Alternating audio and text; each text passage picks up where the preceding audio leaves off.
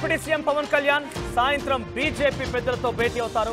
అయితే మహారాష్ట్ర ఎన్నికల్లో పవన్ ప్రభావం ఏంటంటూ కూడా తెలుగు రాష్ట్రాలు చర్చించుకునే నేపథ్యంలో హ్యాపీగా ఉన్నారు బీజేపీ నాయకత్వం.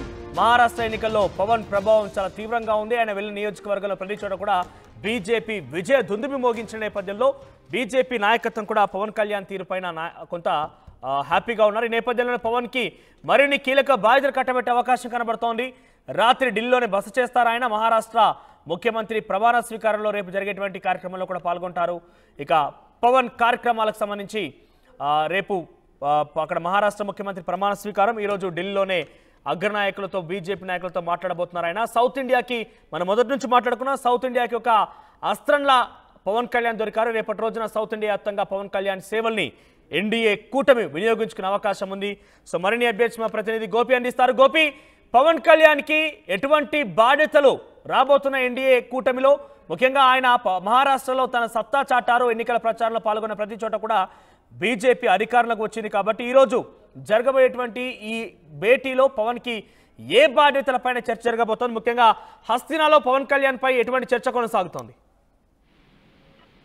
తప్పకుండా ఆంధ్రప్రదేశ్ డిప్యూటీ సీఎం మరోమారు చరిత్ర సృష్టించాలని చెప్పుకోవచ్చు. ఎందుకంటే ఆయన ప్రచారం చేసిన ప్రతి చోట కూడా అభ్యర్థులు ఘన విజయం సాధించడం జరిగింది. దీంతో బీజేపీ కొంత హ్యాపీగా ఉంది. మహారాష్ట్రలో ఆయన ప్రచారం చేసిన స్థానాల్లో బీజేపీ గెలవడం పైన కూడా ఆయన ఇప్పటికే అభినందించడం జరిగింది. మరి ఈ రోజు రాత్రికి ఆయన ఢిల్లీ రానున్నారు. ఈరోజు సాయంత్రం వచ్చిన తర్వాత ఢిల్లీ పెద్దలతోటి బీజేపీ పెద్దలతో అయితే భేటీ కానున్నారు. ప్రధానంగా చూసుకుంటే పవన్ కళ్యాణ్ పర్యటనతో పాటు ఆయన మహారాష్ట్రలో నిర్వహించిన సభలు కావచ్చు, ఆయన ప్రచార శైలి పైన కూడా బీజేపీ పెద్దలైతే కొంత హ్యాపీగా ఉన్న పరిస్థితి ఉంది. మరి ఈ నేపథ్యంలో ఈ రోజు సాయంత్రం ఆయన పెద్దలను అయితే మర్యాదపూర్వకంగానే కలవనున్నట్టుగా తెలుస్తుంది. ముఖ్యంగా ఆంధ్రప్రదేశ్ వ్యవహారాలకు సంబంధించే ఆయన ఈ భేటీ జరుగుతుందనేది కూడా ఒక చర్చ అయితే జరుగుతున్న పరిస్థితి ఉంది.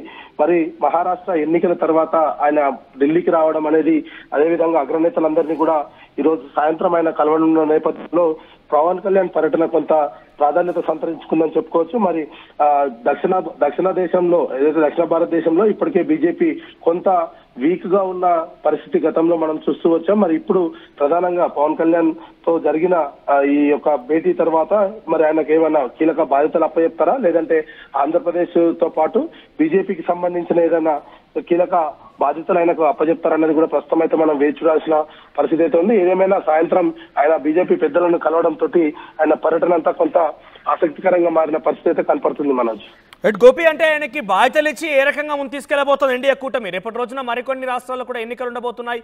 అటు తమిళనాడులో కూడా ప్రెసిడెంట్ అంటే రానున్న రోజులు ఎన్నికలు ఉన్నాయి. ఈ నేపథ్యంలో సనాతన ధర్మం గురించి మాట్లాడుతున్న నేపథ్యంలో తమిళనాడుకు సంబంధించి deputy CM Udhayanidhi Stalin versus Pawan Kalyan గా మారింది. సో అక్కడ కూడా పవన్ కళ్యాణ్ వినియోగించుకునే అవకాశం ఉందా? ఇంకే రాష్ట్రాలు వినియోగించబోతున్నారైనా ప్రముఖ బాధ్యత ఇవ్వబోతున్నారా?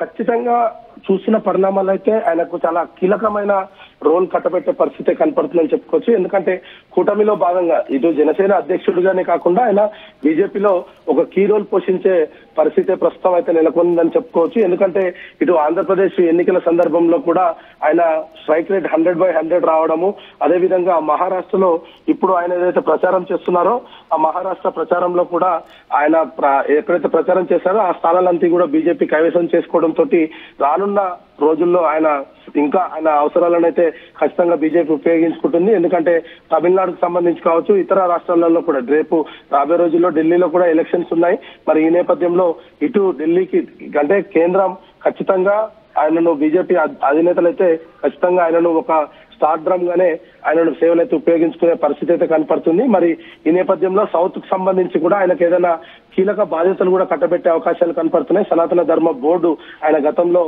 లేవనెత్తిన అంశం పైన కూడా ఈ పార్లమెంట్ లో బీజేపీ ఏదైనా చర్చిస్తుందా అన్న దానిపైన కూడా కొంత స్పష్టత రావాల్సిన అవసరం అయితే కనపడుతుంది. మరి ఇప్పటికే షెడ్యూల్ ఖరారైన నేపథ్యంలో మరి ఆయన బీజేపీ అధిష్టానం, బీజేపీ పెద్దలంటే పీఎం తో భేటీ అవుతున్నారా, అమిత్ షాతో భేటీ అవుతున్నారా, లేదంటే అటు బీజేపీ జాతీయ నాయకత్వంతో భేటీ కాబోతున్నారా? ఖచ్చితంగా అమిత్ షా అపాయింట్మెంట్ అయితే ఇప్పటికే ఖరారైనట్టుగా తెలుస్తుంది. మరొక వైపు జేపీ నడ్డాను కూడా ఆయన ఈ రోజు సాయంత్రం కలవనున్నారు. భాజపా కార్యాలయాన్ని కూడా వెళ్తారనేది కూడా ఒక సమాచారం అయితే అందుతుంది. మరి జేపీ నడ్డా తోటి చర్చించిన అనంతరం ఆయన అమిత్ షాను కలుస్తారు. ఆంధ్రప్రదేశ్ రాష్ట్రానికి సంబంధించిన అంశాలు, అదేవిధంగా లా అండ్ ఆర్డర్ కు సంబంధించిన అంశాలపైన కూడా ఆయన అమిత్ షా తోటి చర్చించే అవకాశాలు కనపడుతున్నాయి. దాంట్లో భాగంగానే ఈ మహారాష్ట్ర ఎన్నికలకు సంబంధించిన అంశం పైన కూడా ఆయన ఒక క్లారిటీ ఇవ్వనున్నారు. రానున్న రోజుల్లో ఇతర రాష్ట్రాలతో పాటు దక్షిణాదిలో కూడా ఎటువంటి వ్యూహాలను అవలంబించాలన్న దానిపైన కూడా అధినాయకత్వంతో మాట్లాడే పరిస్థితి కనపడుతుంది. ఇంకా ఇప్పటికైతే ప్రధానితో అయితే షెడ్యూల్ అయితే ఖరారు కాలేదని చెప్పుకోవచ్చు మనోజ్. రైట్ గోపి, సో మొత్తం మీద పవన్ కళ్యాణ్ కి కీలక బాధ్యతలు అప్పచెప్పబోతోంది ఎన్డీఏ కూటమి. మహారాష్ట్ర ఎన్నికల ప్రచారంలో పవన్ కళ్యాణ్ పాల్గొని తన నియోజకవర్గాలు ఎక్కడైతే ప్రచారం చేశారో అక్కడ విజయ దుందుబి మోగించింది బీజేపీ.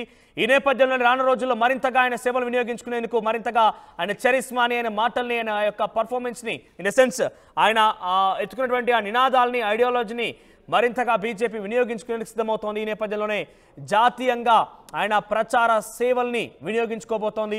ఈ నేపథ్యంలో కీలక బాధ్యత కూడా కట్టబోతోంది. సాయంత్రం అమిత్ షాతో అపాయింట్మెంట్ ఫిక్స్ అయిన అమిత్ షాతో భేటీ అవుతారు. ఆ తర్వాత జేపీ నడ్డాతో భేటీ అవుతారు. రేపు ప్రమాణ స్వీకారం, మహారాష్ట్ర ముఖ్యమంత్రి ప్రమాణ స్వీకారోత్సవంలో కూడా పవన్ కళ్యాణ్ పాల్గొనబోతున్నారు.